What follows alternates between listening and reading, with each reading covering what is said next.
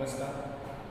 અહીંયા આપણને આ એમસીક્યુમાં શું કીધેલું છે તો કે HeF4 ની રચના ભૂમિતિ આપણે જોવાની છે. આપણને ખબર છે કે ઝેનોન છે એ નિષ્ક્રિય વાયુનો પરમાણુ છે, પરંતુ તેમ છતાં તે બંધ બનાવી શકતો હોય છે કારણ કે તેનું પરમાણુય કદ ખૂબ જ મોટું હોય છે, જેથી બાહ્યતમ કક્ષાના ઇલેક્ટ્રોન કેન્દ્રથી ઘણા દૂર હોય છે, ઓછું આકર્ષણ હોય છે બાહ્યતમ કક્ષાના ઇલેક્ટ્રોન પ્રત્યે, જેથી કરીને તે બાહ્યતમ કક્ષાના ઇલેક્ટ્રોન ઝેનોનમાં એ કોઈ બીજા પરમાણુ સાથે ઇલેક્ટ્રોનની આપલે કરી અને બંધ બનાવી શકતા હોય છે. અહીંયા કયો બંધ બનાવેલો હશે? HeF4 એટલે કે સહસંયોજક પ્રકારનો બંધ બનાવેલો હશે. હવે જોઈએ આપણે તેનું સંકરણ ભૂમિતિ શોધવા માટે આપણે સંકરણ શોધવું પડશે. તો સંકરણમાં જોઈએ તો જે રીતે આપણે સંકરણ શોધીએ છીએ એ રીતે કે ઝેનોન મધ્યસ્થ પરમાણુ જેની બાહ્યતમ કક્ષામાં કેટલા ઇલેક્ટ્રોન હોય? 8, જેમાંથી તે કેટલા વાપરી લીધા હશે ફ્લોરિન સાથે બંધ બનાવવામાં? 4. એટલે 8 માંથી 4 ગયા તો 4 લીધા, એટલે કે 2 લોન પેર થઈ ગયા, 2 અબંધકારક ઇલેક્ટ્રોન યુગ્મ અને કેટલા મધ્યસ્થ પરમાણુ સાથે પરમાણુ જોડાયેલા છે? 4 ફ્લોરિન જોડાયેલા છે. તો આ થઈ ગયા 4 ને 2 6 એટલે એ થઈ જાય sp3d2 અને sp3d2 એટલે કે કયા પ્રકારની રચના કહેવાતી હોય? અષ્ટફલકીય. કયા પ્રકારની કહેવાતી હોય છે? અષ્ટફલકીય. અષ્ટફલકીય કે બીજા શબ્દમાં ઓક્ટાહાઇડ્રેલ પણ કહેવાય છે. બરાબર? એ બે એક જ છે. હવે ખરેખર sp3d2 અને અષ્ટફલકીય તો શું આ રચના ધરાવે છે? એટલે કે એ ઓપ્શન આવે છે? તો કે ના. જોઈએ આપણે શું ઓપ્શન આવશે. તો કે જી ભાઈ અષ્ટફલકીય રચના તો કંઈક આ રીતની હોય છે, જેમાં 4 છે એ વિષુવવૃત્તીય હોય છે અને એ 2 છે એ એક્સિયલ હોય છે, એટલે કે અક્ષીય રીતે ગોઠવાયેલા હોય છે. હવે કેટલા ફ્લોરિન છે? 4. તો 4 ફ્લોરિન છે તો ક્યાં જોડાશે? તો કે વિષુવવૃત્તીય તરીકે. અને જ્યારે 2 અબંધકારક ઇલેક્ટ્રોન યુગ્મ છે એ ક્યાં જોડાશે? તો અક્ષ રીતે. શા માટે? આપણે વાત કરી છે કે અષ્ટફલકીયમાં અબંધકારક ઇલેક્ટ્રોન યુગ્મ અક્ષ રીતે જોડાતા હોય છે, કારણ કે ત્યાં તે ખાસું એવું દૂર હોય છે, એટલે અપાકર્ષણ ઓછું હોય. તો આ રચનાને આપણે શું અષ્ટફલકીય કહીશું? ના ભાઈ, અષ્ટફલકીય તો નહીં થાય, કારણ કે કોઈ પણ અણુની રચના છે તે માત્ર જોડાયેલા પરમાણુથી જ બનતી હોય છે, નહીં કે અબંધકારક ઇલેક્ટ્રોન યુગ્મથી. એટલે કે અબંધકારક ઇલેક્ટ્રોન યુગ્મનું કોઈ કામ હોતું નથી. તો આ તમે જોશો કે એક જ સમતલમાં હોય છે અને ચોરસ છે, જેથી કરીને શું થઈ જાય? સમતલીય ચોરસ. એટલે કે આ આન્સર થશે ડી ઓપ્શન અને સંકરણ છે sp3d2. તો આ રીતે ઓપ્શન થશે ચોથો ડી ઓપ્શન. નેક્સ્ટ એમસીક્યુ જોઈએ. SO3 ના S પરમાણુનું સંકરણ કોની સમાન છે? એટલે કે SO3 માં આપણે સંકરણ શોધીએ. SO3 નું સંકરણ આપણે પહેલા શોધીએ અને એ સંકરણ શું આવશે એને આપણે આમની સાથે કમ્પેરીઝન કરવાનું થશે. તો SO3 માં સંકરણ જોઈએ તો તે સલ્ફરની બાહ્યતમ કક્ષામાં કેટલા ઇલેક્ટ્રોન હોય? 6, જેમાંથી ઓક્સિજન છે એ 3 જોડાયેલા છે અને આપણને ખબર છે કે એક ઓક્સિજન 2 બંધથી જોડાતો હોય છે, એટલે બધા 6 ઇલેક્ટ્રોન વપરાઈ જશે, એટલે કે 0 લોન પેર થશે. અને પ્લસ કેટલા પરમાણુ જોડાયેલા છે? તો 3, એટલે એ થઈ જશે સરવાળો 3 અને 3 સરવાળો એટલે કયું સંકરણ થઈ જાય? sp2.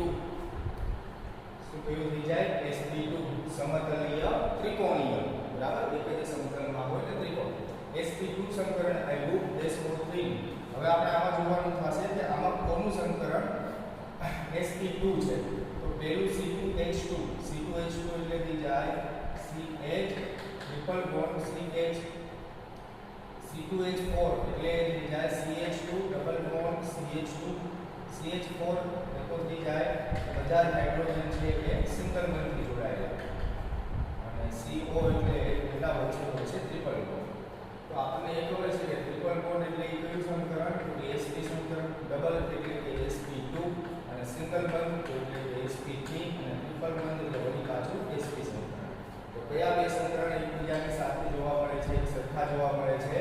તો કે C2H4 એટલે કે ઇથીન અને બીજું શું કહીએ છીએ આપણે નામ? ઇથીન. ઇથિન અણુમાં એ SO3 ના S નું જે સમીકરણ હોય છે એ જ સમીકરણ જોવા મળે છે. ઓપ્શન થશે બી બીજું. Next MCQ. આ એમસીક્યુ પર ખૂબ મજાનું છે અને પહેલા પણ આપણે આવો એમસીક્યુ કર્યો છે.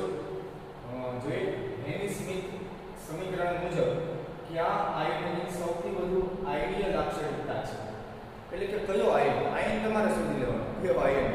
અને અહીંયા આપણે અમુક વિદ્યુત ઋણતાના ક્રમ પણ આપેલા છે, વિદ્યુત ઋણતા પણ આપેલી છે. કહેવાનો મતલબ એટલું થતું હોય કે જ્યારે તમને અમુક આવા ડેટા આપેલા હોય ને તો એ ડેટા છે થોડું કન્ફ્યુઝન પેદા કરવા માટે પણ આપ્યા હોય છે કે તમે ત્યાં અહીંયા જ વિચારો બીજે ક્યાંય ન વિચારો એવું તમને કહેતા હોય છે. પરંતુ એવું જરૂરી નથી ભાઈ કે આટલામાંથી જ કોઈ વધુ ને વધુ આયનીય લાક્ષણિકતા ધરાવતો કોઈ અણુ છે એ બની શકે. સૌથી વધારે આયનીય લાક્ષણિકતા કોનામાં વધારે હોય તો કે ઋણ આયન છે એ વધુ ને વધુ ઋણ એટલે કે વધુ ને વધુ વિદ્યુત ઋણતા ધરાવતો હોય અને ધન આયન છે એ વધુ ને વધુ ધન એટલે કે સરળતાથી ઇલેક્ટ્રોન ગુમાવતો હોય. તો આપણને આવર્ત કોષ્ટકમાં એ પણ ખબર છે કે ડાબી બાજુના નીચેના જે પરમાણુ છે એ બધા ધાતુ હોય છે અને ઉપરના છે એ બધા અધાતુ હોય છે. એટલે કે અધાતુ છે એ ઇલેક્ટ્રોન ગુમાવે છે અને ધાતુ છે એ ઇલેક્ટ્રોન અધાતુ છે એ ઇલેક્ટ્રોન મેળવે છે અને ધાતુ છે શું કરતો હોય છે ઇલેક્ટ્રોન ગુમાવે છે. એટલે સરળતાથી ઇલેક્ટ્રોન ગુમાવે. હવે વાત એ થાય કે સબક નંબર 1 માં સૌથી નીચેનો પરમાણુ કોણ, તો કે જે સૌથી નીચેનો પરમાણુ થઈ જાય ફ્રાન્સિયમ.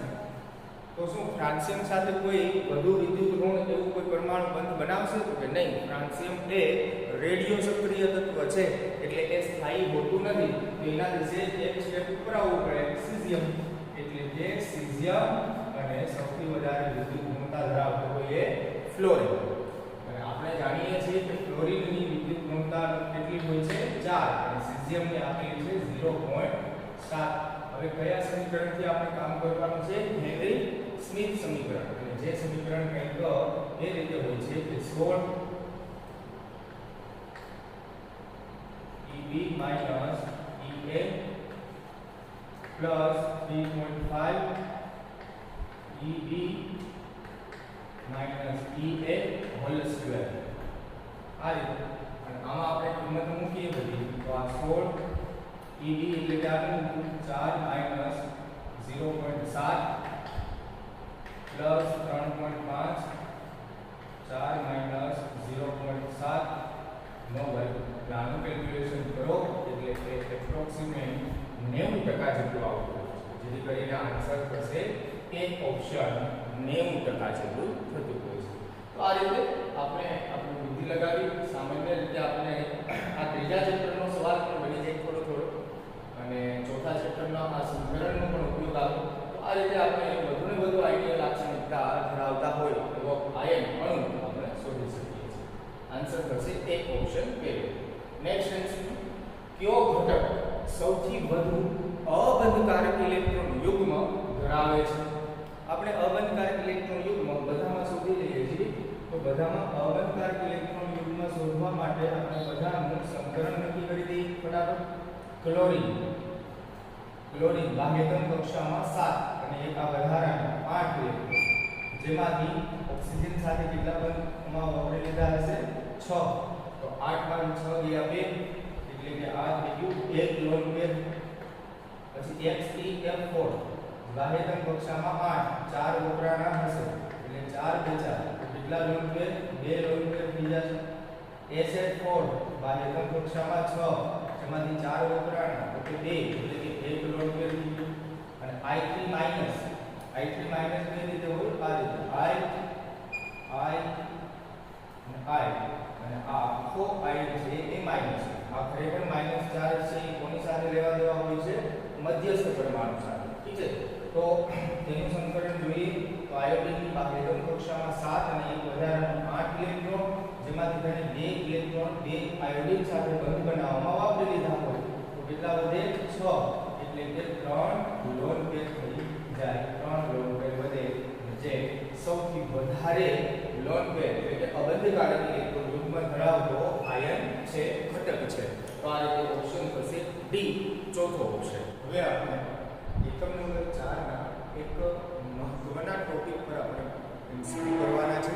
એ મહત્વનો ટોપિક એટલે કે MO theory, molecular orbital theory, એટલે કે આણ્વીય કક્ષકવાદ.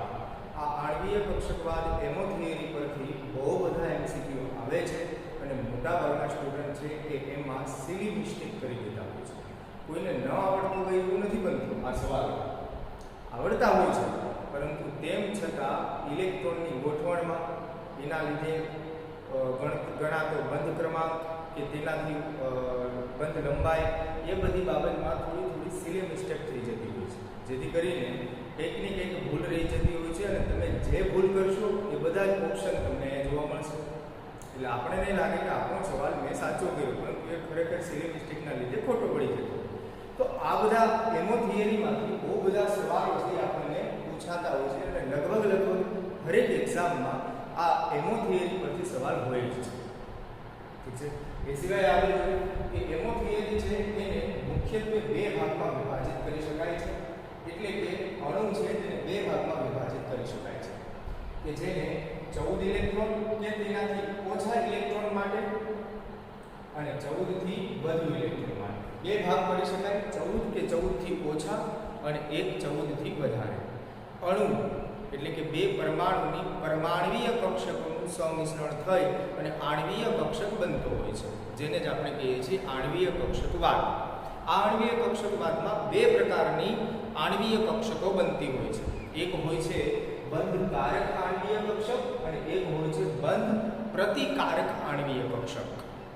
બંધ પ્રતિકારક આણ્વીય કક્ષક, જેમાંથી બંધકારક અને બંધ પ્રતિકારકમાંથી બંધ પ્રતિકારક આણ્વીય કક્ષકની ઉર્જા વધારે હોય છે, તેમાં રહેલો ઇલેક્ટ્રોનની પણ ઉર્જા વધારે હોય છે. આ પણ યાદ રાખજો. આ પોઈન્ટને લગતો પણ આપણે MCQ મૂકશું, બરાબર? આ પણ સવાલ ઘણી વખત, પરંતુ આ નાની એવી બાબત છે કે બંધ પ્રતિકારક જે કાંઈ કક્ષક છે, આણ્વીય કક્ષક છે, તેની ઉર્જા વધારે હોય છે અને તેમાં રહેલા ઇલેક્ટ્રોનની ઉર્જા વધારે હોય છે. અને 14 ઇલેક્ટ્રોન કે તેનાથી ઓછા ઇલેક્ટ્રોન માટે આ ક્રમ લાગુ પડે છે. પરમાણ્વીય કક્ષકોમાં રહેલા ઇલેક્ટ્રોનને ગોઠવવા માટે. પછી તો જાણીએ છીએ કે આમાં પણ 3 નિયમો લાગુ જ પડે છે: આઉફબાઉ, વુન્ડ અને પૌલીના નિયમો. એ પણ અહીં લાગુ પડતા હોય છે. પછી 14 થી વધુ ઇલેક્ટ્રોન હોય અણુમાં, તો તેમાં આપણને આ પ્રકારની લાગુ પડે છે. ઠીક છે. આપણે અહીંયા છે કે 12મી ધોરણ કે નીટ કે જી લેવલ સુધીમાં આપણે દ્વિપરમાણ્વીય માટે જ આણ્વીય કક્ષકવાદ લાગુ પાડી શકીએ છીએ, ત્રિપરિમાણીય માટે નહીં. એટલે કે આપણે એવા જ અણુ લેવાના થશે કે જેમાં બે પરમાણુ જ હોય. તમે જોઈ લેશો બધા જે કાંઈ MCQ હશે એ બધામાં બે જ પરમાણુ હશે. 3 પરમાણુ વાળી વાત નથી અહીં, કારણ કે એ આપણા આઉટ ઓફ સિલેબસ થઈ જશે. એ આવતું પણ નથી કે.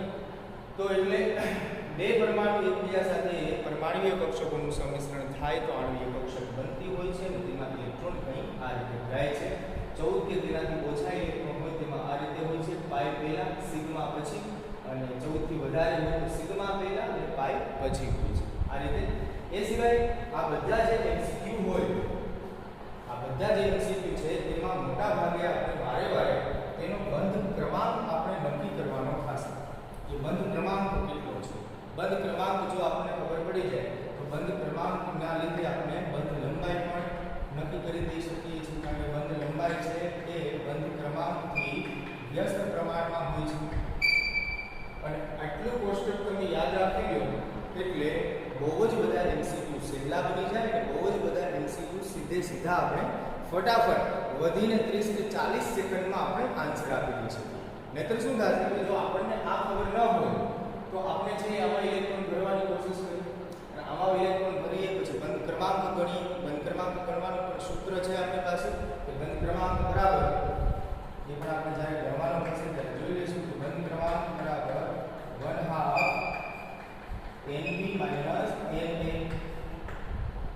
1/2 NB એટલે કે નંબર ઓફ બોન્ડિંગ ઇલેક્ટ્રોન, બંધકારક ઇલેક્ટ્રોન, અને NA એટલે કે number of anti bonding electron, બંધ પ્રતિકારક ઇલેક્ટ્રોન થશે. બરાબર? અબંધકારક નહીં, બંધ પ્રતિકારક ઇલેક્ટ્રોન થશે, એન્ટી બોન્ડિંગ. તો એ બંનેની સંખ્યા મૂકી, બાદબાકી કરીએ, 2 વડે ભાગાકાર કરીએ તો બંધ ક્રમાંક આપણને મળતો હોય છે. 2 વડે એટલા માટે ભાગવા પડે કે એક બંધમાં 2 ઇલેક્ટ્રોન હોય છે, એટલે ટોટલ જેટલા ઇલેક્ટ્રોન એને ભાગ્યા 2 કરીએ એટલે કેટલા બંધ છે, કેટલો બંધ ક્રમાંક છે એ આપણને ખબર પડતી હોય છે.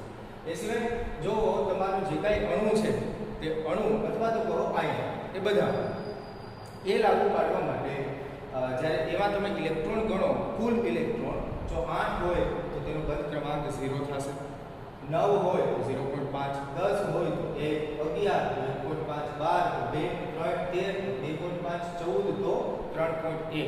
14 એટલે કે N2 હાઈએસ્ટ 3 હોય છે બંધ ક્રમાંક. જ્યારે પછી ઘટે વળી પાછું 15, 2.5, 16, 2, 17, 1.5, 18, 1, 19.5, 20, 0. તો આ ક્રમ તમે યાદ રાખી લો તો આપણને જે કાંઈ અણુનો બંધ ક્રમાંક કે બંધ લંબાઈના ચડતા કે ઉતરતા કે બંધ ક્રમાંકના ચડતા કે ઉતરતા કે કોનું વધારે કે કોનું ઓછું એ કાંઈ સવાલ આપણે પૂછાય તો ફટાફટ આપણે સાચો આન્સર મેળવી શકીએ છીએ. તો આ રીતે થાય છે આ. એ સિવાય હવે આ જ વસ્તુનો આપણે ઉપયોગ કરીએ અને MCQ કરીએ ફટાફટ ઝડપથી થઈએ. આમ નહીંતર જોવા જઈએ જો આપણને આ કોષ્ટક કંઈ ખબર ન હોય, આ બાબતમાં આપણે માલુમ ન હોય તો આપણે છે આ બધા જ MCQ આ રીતે સોલ્વ કરવાનો પ્રયત્ન કરીએ. આમાં ઇલેક્ટ્રોન ભરી અને બંધ ક્રમાંકના સૂત્રમાં બંધ ક્રમાંક ગણીને આપણે એક ના કરીએ તો તમે જોવો કે ટોટલ કેટલા ગણવાના થાય તો કે 8 ગણવાના થાય. અને 8 વખત તમે ગણવા જાઓ તો મિનિમમ તમારે 8 કે 10 મિનિટ, બહુ બધી સ્પીડ રાખીએ તો પણ 8 કે 10 મિનિટ છે તમારી જતી રહે. અને એના બદલે આ વધીને 30 કે 35 સેકન્ડ કે 40 સેકન્ડમાં ફટાફટ થઈ જાય જો આપણી પાસે થોડી પ્રેક્ટિસ હોય તો ગણીને શું કહે છે MCQમાં કે ખાલી જગ્યા સમાન બંધ ક્રમાંક ધરાવે છે, એટલે કે સમાન બંધ ક્રમાંક કોનો છે. તો આપણે હમણાં વાત કરીએ મુજબ ઇલેક્ટ્રોન ગણવાના થાય. નાઇટ્રોજનમાં 7 ઇલેક્ટ્રોન હોય, 2 છે એટલે 14, 14 અને 1 15 અને 15 એટલે થઈ જશે 2.5. ઓક્સિજન O2 એટલે કે 8 ગુણા 16, 16 એટલે થઈ જશે 2.0. પછી N2 14 એટલે થઈ જશે 3.0. O2 એટલે થઈ જશે 2.0, 16 ઇલેક્ટ્રોન.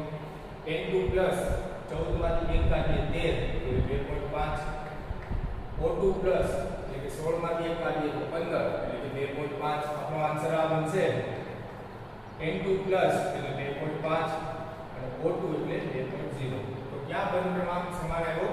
C ઓપ્શન કે જેમાં N2 પ્લસ અને O2 પ્લસ માં બંધ ક્રમાંક સમાન છે. તો આ રીતે ફટાફટ આપણે ગણી શકીએ. એ સિવાય નેક્સ્ટ MCQ જોઈએ તો અમે તમને ઓપ્શન નથી આપ્યા. ઓપ્શન તો આના 4 અલગ અલગ બનાવીને આપી દીધા હોય, બરાબર? એ તો કોઈ મોટી વાત થશે નહીં. હવે વાત એ છે કે અહીંયા આપણે બંધ લંબાઈના ઉતરતા ક્રમમાં ગોઠવવાના કીધા છે. બંધ લંબાઈ બંધ ક્રમાંકનો સંબંધ આ હોય છે કે બંધ ક્રમાંક ચલે છે કેટલા છેદમાં બંધ લંબાઈ. તો એ રીતે હોય છે. તો હવે આ બધાને આપણે બંધ ક્રમાંક પહેલા શોધી લઈએ કેટલું છે. N2 -2, N2 માઈનસ અને N2. તો N2 -2 એટલે તમે જોવો તો કે 14 ને 2 16 ઇલેક્ટ્રોન. 16 એટલે કેટલું થઈ જશે તેનો બંધ ક્રમાંક 2.0. N2 માઈનસ એટલે કે 15 ઇલેક્ટ્રોન એટલે એ થઈ જશે 2.5. N2 એટલે 14 ઇલેક્ટ્રોન તો એ થઈ જશે 3.0. તો આ એનો બંધ ક્રમાંક થયો. તો આપણે જાણીએ છીએ કે બંધ ક્રમાંક જેનો વધુ હોય તેની બંધ લંબાઈ ઓછી હોય. તો ઉતરતા ક્રમમાં કીધું છે કે ઉતરતો ક્રમ એટલે થઈ જશે કે પહેલી બંધ લંબાઈ કેવી વધારે. તો સૌથી વધારે બંધ લંબાઈ કોની હશે તો કે આ વધારે ક્યારે હશે તો કે જો આ બંધ ક્રમાંક ઓછો હશે. તો સૌથી ઓછો બંધ ક્રમાંક કોનો થઈ જાય? N2 -2 નો. એટલે એની બંધ લંબાઈ પણ વધારે હશે. એ બંધ લંબાઈ ગણવાની છે. એનાથી ઓછી બંધ લંબાઈ થઈ જશે N2 માઈનસ અને સૌથી ઓછી થઈ જશે N2. આ રીતે કે બંધ લંબાઈના ઉતરતા ક્રમમાં આપણે ગોઠવી શકીએ. એ સિવાય આમાં આપણે શું કીધું છે કે બંધ ક્રમાંકના ચડતા ક્રમમાં ગોઠવો. તો ચડતા ક્રમમાં ગોઠવવાના છે તો બધાના આપણે બંધ ક્રમાંક લખી બદલી. Helium He2+ O2 minus NO C2 -2 આ 4 છે. હવે આમાં જોઈએ He2 હિલિયમની ઇલેક્ટ્રોન કેટલા હોય? એક હિલિયમમાં 2. તો આ 4 થઈ જશે અને 1 ઓછો એટલે કેટલા ઇલેક્ટ્રોન થઈ જશે? 3 ઇલેક્ટ્રોન થઈ જશે. હવે 3 ઇલેક્ટ્રોન છે તેનો બંધ ક્રમાંક શું હશે? કેટલા ઇલેક્ટ્રોન છે 3 ઇલેક્ટ્રોન કારણ કે 4 પ્રોટોન હોય ને એમાંથી એક ગયો એટલે કેટલા થઈ જશે 3 તો 3 માટે આપણે એ ગણવાનું થશે કારણ કે 3 માટે આપણી પાસે ફોર્મ્યુલા નથી પરંતુ ફટાફટ આપણે ગણી જરૂરથી શકીએ કે 3 એટલે જે 14 કે 14 થી ઓછા થઈ જશે જેમાં આપણે 3 ઇલેક્ટ્રોન ભરીએ તો અહીંયા થઈ જશે આ 2 ઇલેક્ટ્રોન અને આ થઈ જશે 1 ઇલેક્ટ્રોન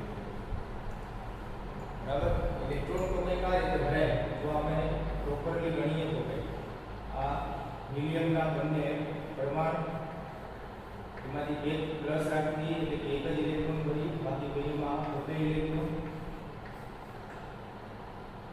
આપણે જોશું એક ઇલેક્ટ્રોન અહીંયા આવશે આ એક ઇલેક્ટ્રોન અહીંયા આવશે આ એક ઇલેક્ટ્રોન અહીંયા જશે આ છે સિગ્મા સ્ટાર 1s આ છે સિગ્મા 1s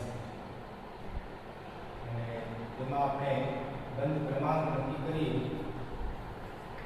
બંધ ક્રમાંક બરાબર 1/2 બંધ કારક 2 અને બંધ પ્રતિકારક 1 બેમાંથી એક ગયો 1 એટલે આ 0.5 આવે બંધ ક્રમાંક કેટલો બંધ ક્રમાંક આવે 0.5 આવશે આનો તો બંધ ક્રમાંક થઈ ગયો 0.5 પછી O2 માઈનસ એટલે 16 ને 1 17 ઘટશે એટલે કે 1.5 પછી NO એટલે 7 અને 8 તો એ 15 એટલે થઈ જશે 2.5 અને C2 માઈનસ 2 તો C2 એટલે કે 12 એટલે 14 એટલે થઈ જશે 3 અહીંયા આપણને ચડતા ક્રમમાં કીધું છે તો ચડતા ક્રમમાં સૌથી પહેલા ઓછું કોનું થાય Ag2 પ્લસ એનાથી વધારે થઈ જાય O2 માઈનસ એનાથી વધારે થઈ જાય NO અને સૌથી વધારે થઈ જાય C2 માઈનસ 2 તો આ રીતે તેનો ચડતો ક્રમ આપણે લખી શકીએ છીએ તો બહુ જ સહેલું બની જાય એમો થિયરીના MCQ સોલ્વ કરવા થોડા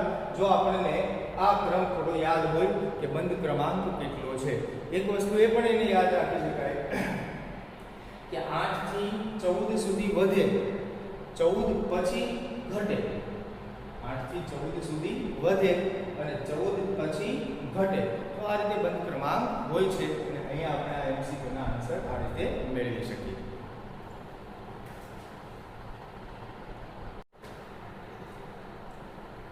અહીંયા આપણને MCQ માં શું આપેલું છે આ MCQ આપણે જ્યાં સુધી એમો થિયરીના કરશું ત્યાં સુધી આપણે આ બંને લાઈન છે એ એમ જ રાખશું જ્યાં સુધી આપણે એમો થિયરીના MCQ કરશું ત્યાં સુધી એ બંને લાઈન એમ જ રાખશું કારણ કે એ બંને જે પ્રકાર છે 14 અને 14 થી ઓછા અને 14 થી વધુ એ બંને જે આણ્વીય કક્ષકોના ક્રમ છે એ આપણે જરૂરી બનશે જેથી કરી આપણે વારે વારે લખવાની છે એમાં ટાઈમ ને વેસ્ટ કરીએ બરાબર ચલો આગળ જોઈએ અહીંયા MCQમાં શું કીધેલું છે કે ખાલી જગ્યા અણુ અનુચુંબકીય ગુણ ધરાવે છે ખાલી જગ્યા અણુ અનુચુંબકીય ગુણ ધરાવે છે ભાઈ અનુચુંબકીય ગુણ કોઈ પણ પરમાણુ આયનથી ક્યારે દર્શાવે તો કે જ્યારે તેમની પાસે એકલ ઇલેક્ટ્રોન હોય ત્યારે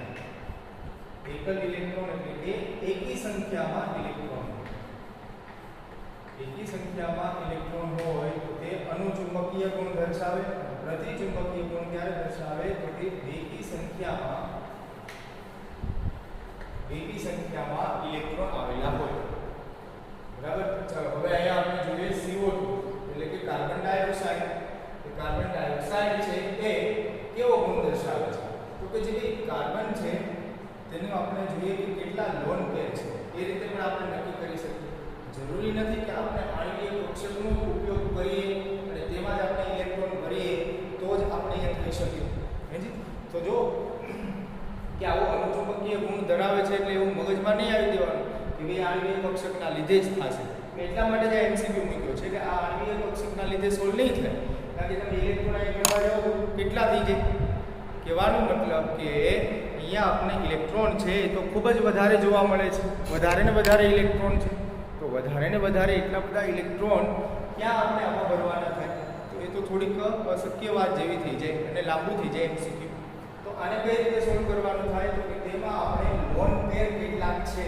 એ જોઈ લેવાનું દાખલા તરીકે CO2 તો તેનો કાર્બનની બાહ્ય કક્ષામાં કેટલા ઇલેક્ટ્રોન હોય તો 4 બે ઓક્સિજન સાથે જોડાયેલા છે તો બંને ઓક્સિજન સાથે બે ઇલેક્ટ્રોન વપરાઈ જશે એટલે ચારે ચાર વપરાઈ જશે તો કેટલા ઇલેક્ટ્રોન 0 ઇલેક્ટ્રોન એટલે કેવો ચુંબકીય પ્રતિચુંબકીય બેકી સંખ્યા થઈ ગઈ એ સિવાય ClO2 તો ક્લોરીનની બાહ્યતમ કક્ષામાં 7 ઇલેક્ટ્રોન જેમાંથી 4 જે ઓક્સિજન સાથે વપરાઈ ગયા હશે 3 એટલે એકી સંખ્યા એટલે કેવો ગુણધર્મ અનુચુંબકીય તો આપણો આન્સર તો થઈ જાય બી ઓપ્શન બીજા પણ ચેક કરીએ સિલિકોન એટલે એની બાહ્યતમ કક્ષામાં વળી પાછા 4 ઇલેક્ટ્રોન એટલે 4 જે વપરાઈ જાય 0 સલ્ફર એટલે બાહ્યતમ કક્ષામાં 6 ઇલેક્ટ્રોન અને એમાંથી 4 વપરાય એટલે 2 વધે તો તમે જોવો જે એકી સંખ્યામાં આવી ગયો આપણો અમસ્તા એમ પણ તમે જોઈ શકો છો કે 3 ઇલેક્ટ્રોન એટલે શું થઈ જાય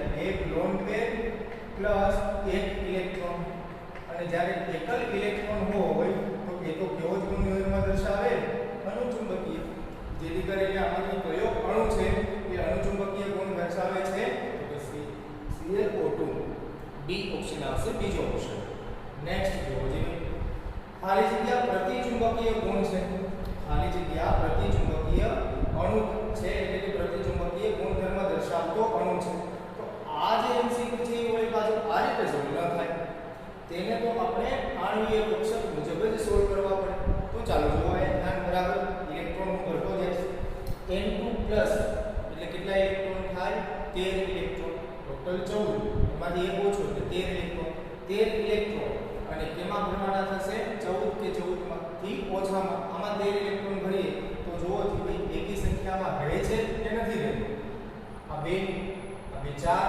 2 6 2 8 2 10 2 12 અને 1 13 એટલે કે એકલ ઇલેક્ટ્રોન થઈ જશે અને એક ઇલેક્ટ્રોન આવશે ને જરા આની ઇલેક્ટ્રોન રચનાની વાત કરશું તો એક ઇલેક્ટ્રોન આવશે એટલે આ તો કેવો થઈ જશે અનુચુંબકીય આ તો બીજો અનુચુંબકીય આપણે શોધવાનું છે પ્રતિચુંબકીય હવે B2 જોઈએ B2 એટલે ટોટલ કેટલા ઇલેક્ટ્રોન 5 અને 5 10 ઇલેક્ટ્રોન તો 2 4 6 8 2 4 6 8 9 અને 10 તો બંનેમાં એક એક ઇલેક્ટ્રોન હશે કારણ કે આપણે ખબર છે કે પાઈ કક્ષક હોય પાઈ ટુ px અને પાઈ ટુ py એ બંનેની ઊર્જા સરખી હોય છે જેથી કરીને આપણે એક એક ઇલેક્ટ્રોન બંનેમાં ભરવો પડે પછી ત્રીજો અને પછી ચોથો ઇલેક્ટ્રોન આપણે ભરતા હોઈએ છીએ તો આ પણ એક એક ઇલેક્ટ્રોન આવેલા છે એટલે કે એકલ ઇલેક્ટ્રોન છે તો એ તો કેવો ગુણધર્મ દર્શાવશે તો કે અનુચુંબકીય સમજાય એ સિવાય O2 માં જોઈએ O2 એટલે થઈ જશે 8 2 ને 16 ઇલેક્ટ્રોન તો કેમાં ભરવાના થશે આ નીચેમાં તો જોઈએ ભાઈ 16 ઇલેક્ટ્રોન કઈ રીતે થશે 2 4 6 8 10 2 12 2 14 15 અને 16 ઇલેક્ટ્રોન રીતિ 2 4 6 8 10 11 12 13 14 15 અને 16 તો આમાં આપણે કેવા ઇલેક્ટ્રોન થઈ ગયા એકી સંખ્યામાં ઇલેક્ટ્રોન થઈ ગયા એટલે એ તો શું થઈ ગયું અનુચુંબકીય તો અહીંયા આપણે પ્રતિચુંબકીય અણુ એક પણ મળ્યો તો કે નહીં તો આન્સર કેવો થઈ જાય બી ઓપ્શન એક પણ નહીં તો આ રીતે આપણે અનુચુંબકીય કે પ્રતિચુંબકીય નેક્સ્ટ MCQ એમાં શું કહે છે આપણે કે નીચેની પૈકી કઈ પ્રક્રિયામાં બંધ ક્રમાંક વધે છે અને ચુંબકીય ગુણમાં પરિવર્તન આવે છે એટલે કે અહીંયા આપણે બે વસ્તુ જોવાની છે અને બંને વસ્તુ જે કન્વર્સેશનમાં થતી હોય એ આપણો સવાલ છે એ સાચો થશે એક તો બંધ ક્રમાંક વધવો જોઈએ અને બીજું ચુંબકીય ગુણ પરિવર્તિત થવો જોઈએ પરિવર્તન લાવવું જોઈએ એટલે કે અનુચુંબકીય હોય તો પ્રતિચુંબકીય અને પ્રતિચુંબકીય હોય તો અનુચુંબકીય થવું જોઈએ ઠીક છે તો જોઈએ આપણે તો એના માટે પહેલા તો આપણે શું જોવાય કે ચુંબકીય ગુણ જોશું કે ક્યાં પરિવર્તિત થાય છે કે નહીં સૌથી સહેલું શું થઈ જાય બંધ ક્રમાંક કેમાંથી વધે છે જેમાં વધતો હોય પછી એને ચેક કરવાનું થાય કે ક્યાં ચુંબકીય ગુણ વધે છે એટલે કે ફેરફાર થાય છે તો જોઈએ ભાઈ NO એટલે થઈ જાય 7 અને 8 એટલે કે 15 ઇલેક્ટ્રોન અને 15 ઇલેક્ટ્રોન એટલે એમનો તો બંધ ક્રમાંક થઈ જાય 2.5 અને તેમાંથી NO+ એટલે કે 14 ઇલેક્ટ્રોન અને 14 ઇલેક્ટ્રોન એટલે એ તો થઈ જાય 3 જો ભાઈ આમાં તો બંધ ક્રમાંક વધે છે એટલે આપણે આમાં તો ચેક કરવું પડશે કે અનુચુંબકીયમાંથી પ્રતિ કે પ્રતિમાંથી અનુચુંબકીય થાય છે કે કેમ C2 એટલે કે 12 એટલે થઈ જાય 2.0 બંધ ક્રમાંક અને C2 પ્લસ એટલે રિજેક્ટ 1.5 આ ઘટી ગયું, આ ઓપ્શન જ નીકળી ગયું. એ પછી N2 એટલે કે 14 એટલે કે 3 અને N2 પ્લસ એટલે કે 13 એટલે કે 2.5 તો આ પણ ઘટે છે તો આ પણ ઓપ્શન નીકળી ગયો. O2 અને O2 પ્લસ O2 માં જોઈએ કેટલો હોય તો 2 અને O2 પ્લસ માં થઈ જાય 2.5. આ બે ચેક કરવાના રહ્યા કે જે બંનેમાં બંધ ક્રમાંક વધે છે. હવે આપણે જોવાનું કે પ્રતિચુંબકીયમાંથી અનુચુંબકીય કે અનુચુંબકીયમાંથી પ્રતિચુંબકીય ક્યાં થાય છે. તો બરાબર જોઈએ NO એટલે 8 અને 7 15 ઇલેક્ટ્રોન થઈ જાય અને 15 ઇલેક્ટ્રોન એટલે આપણે ક્યાં જવાનું થાય 14 થી વધારે એટલે કે આમાં ભરવાના થશે. પહેલા આપણે ભરશું 15 ઇલેક્ટ્રોન તો એની કેવી થાય છે ચુંબકીય કોણ એ જોઈએ. તો જો 2 4 6 8 10 2 12 અને 2 14 અને 1 15 એટલે કે અનુચુંબકીય થશે. અનુચુંબકીય થશે.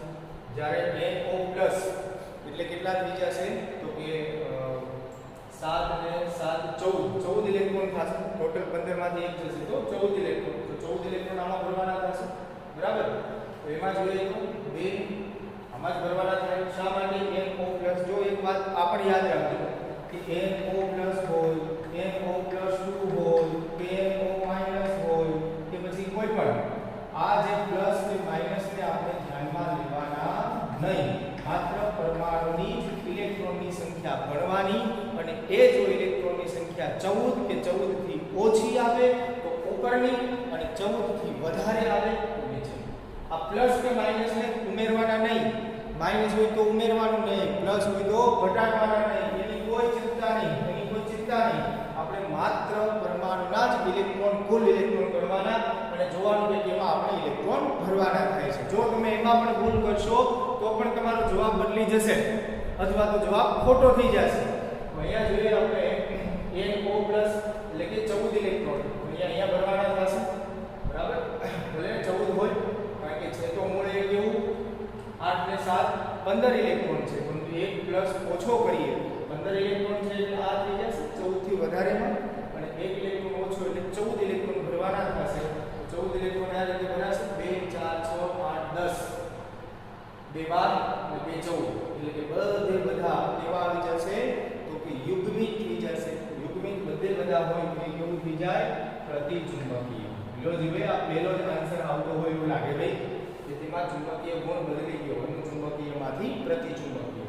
તો આમાં પણ ચેક કરી O2 એટલે કે 16 ઇલેક્ટ્રોન જોઈએ 2 4 6 8 10 12 14 15 અને 16 બંનેમાં એક એક ઇલેક્ટ્રોન આવશે અને એક એક ઇલેક્ટ્રોન આવશે એટલે તો કેવા થઈ જશે અનુચુંબકીય એકલ સંખ્યામાં. અને O2 પ્લસ એટલે થઈ જશે 15 ઇલેક્ટ્રોન 2 4 6 8 10 12 14 અને 1 15 એ પણ એકલો ઇલેક્ટ્રોન એ પણ કેવું થઈ જશે અનુચુંબકીય. તો અહીંયા તો કઈ પરિવર્તિત થતું નથી. પરિવર્તિત ક્યાં થાય છે એક ઓપ્શનમાં. એટલે આપણો ઓપ્શન એ આવશે કે જ્યાં બંધ ક્રમાંક પણ વધે છે અને ચુંબકીય ગુણમાં પરિવર્તન પણ આવે છે. ઓપ્શન નંબર A પેલો. નેક્સ્ટ એમસીક્યુ જોઈએ. ખાલી જગ્યા અણુ એ અણુકક્ષકવાદ મુજબ શક્ય નથી. અણુકક્ષકવાદ મુજબ શક્ય ક્યારે ન હોય કે જો બંધ ક્રમાંક 0 હોય 0 હોય. બંધ ક્રમાંક શું હોય 0 હોય 0 હોય. કારણ કે બંધ ક્રમાંક કે 0 એટલે કે બંધ જ નથી તો એ અણુ એટલે કે બે પરમાણુ એકબીજા સાથે જોડાઈને અણુ તો બનાવી જ ન શકે. એટલે કોણ શક્ય ન હોય તો કે બંધ ક્રમાંક 0 હોય છે. હવે આ બધાને ચેક કરીએ એક એક કરતા. He2 એટલે થઈ જશે જો હું થોડો ફટાફટ કરી દઈશ આમાં.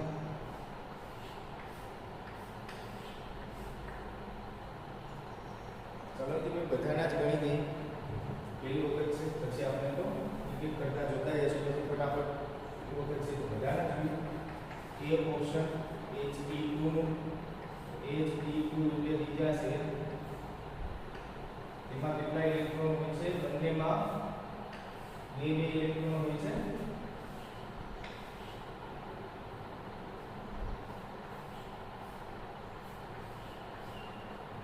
આ થઈ જશે સિગ્મા 1s અને આ થઈ જશે સિગ્મા સ્ટાર 1s.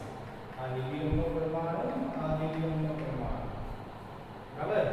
પછી શું થઈ જશે? બંનેમાં બે બે ઇલેક્ટ્રોન હોય, એક ઇલેક્ટ્રોન, એક ઇલેક્ટ્રોન, ત્રીજો ઇલેક્ટ્રોન, ચોથો ઇલેક્ટ્રોન. તો અહીંયા બંધ ક્રમાંક તમે જોશો તો કેવો આવશે? શૂન્ય આવશે. શા માટે? તો કે NB માંથી NA બાદ કરીએ, 2 માંથી 2 કાઢશું તો કેટલું આવે? 0. શૂન્ય થઈ જશે બંધ ક્રમાંક. જ્યારે બીજામાં જોઈએ કેટલા થાય છે? બધા H2+ એટલે કે હાઇડ્રોજન છે, અને હાઇડ્રોજન પણ કેવો? તો કે એક છે એ પ્લસ છે. આ બીજું સિગ્મા સ્ટાર 1s, આ સિગ્મા 1s, એક ઇલેક્ટ્રોન, અને આમાં કોઈ ઇલેક્ટ્રોન નહીં રહે, અને એક પ્લસ છે. એક હાઇડ્રોજન કેવો કરી દેવાનો? પ્લસ. H2+ છે. તો ટોટલ કેટલા ઇલેક્ટ્રોન થશે? એક ઇલેક્ટ્રોન થશે. એક જ ઇલેક્ટ્રોન થશે બંધ ક્રમાંક, બંધ કારકમાં, એટલે કે 1 - 0 એટલે 1 થશે, એટલે 1/2 સાથે ગુણશું તો બંધ ક્રમાંક થઈ જશે 1/2. જ્યારે સી ઓપ્શનમાં જોઈએ તો He2+,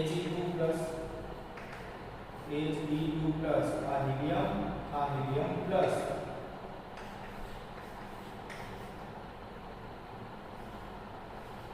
આ સિગ્મા સ્ટાર 1s, આ સિગ્મા 1s. આમાં બે ઇલેક્ટ્રોન અને આમાં એક જ ઇલેક્ટ્રોન, કારણ કે બે હોય છે એમાંથી એક જતો રહ્યો છે એટલે પ્લસ થયા ને. આ એક ઇલેક્ટ્રોન, આ બીજો, આ ત્રીજો ઇલેક્ટ્રોન. તો આનો બંધ ક્રમાંક ગણશું તો કંઈક બંધ ક્રમાંક બરાબર 1/2 NB એટલે કે બંધ કારક 2, બંધ પ્રતિકારક 1 છે, તો એ થઈ જશે 1/2 બંધ ક્રમાંક થઈ જશે. 2 માંથી 1 કાઢશું 1, 1/2 સાથે ગુણશું તો 1/2 આન્સર આવશે. એ સિવાય ડી ઓપ્શન વાળું છે કે Li2, લિથિયમ 2, લિથિયમ એટલે એમાં 3 ઇલેક્ટ્રોન હોય, એટલે કે આ એક લિથિયમનો પરમાણુ, આ બીજો એક લિથિયમનો પરમાણુ, આ 1s2 અને 2s1, આ 1s2 અને આ 2s1.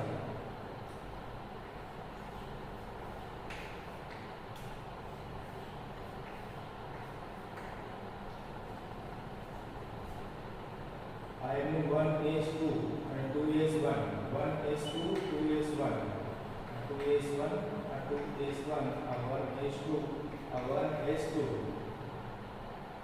પછી આ થઈ જશે sigma 1s, sigma star 1s, sigma 2s અને સિગ્મા સ્ટાર 2s. ઇલેક્ટ્રોન ભરીએ તો કેટલા થાય? આ એક, આ બીજો, આ ત્રીજો, આ ચોથો, આ પાંચમો અને આ છઠ્ઠો. તો આ રીતે બંધ કારક છે ટોટલ કેટલા થશે? 2 અને 2 4. તો એનો બંધ ક્રમાંક આપણે ગણીએ તો એનો બંધ ક્રમાંક હું અહીંયા ગણું છું. બંધ ક્રમાંક 1/2, બંધ કારક કેટલા? 2 અને 2 4. અને બંધ પ્રતિકારક કેટલા? તો કે આપે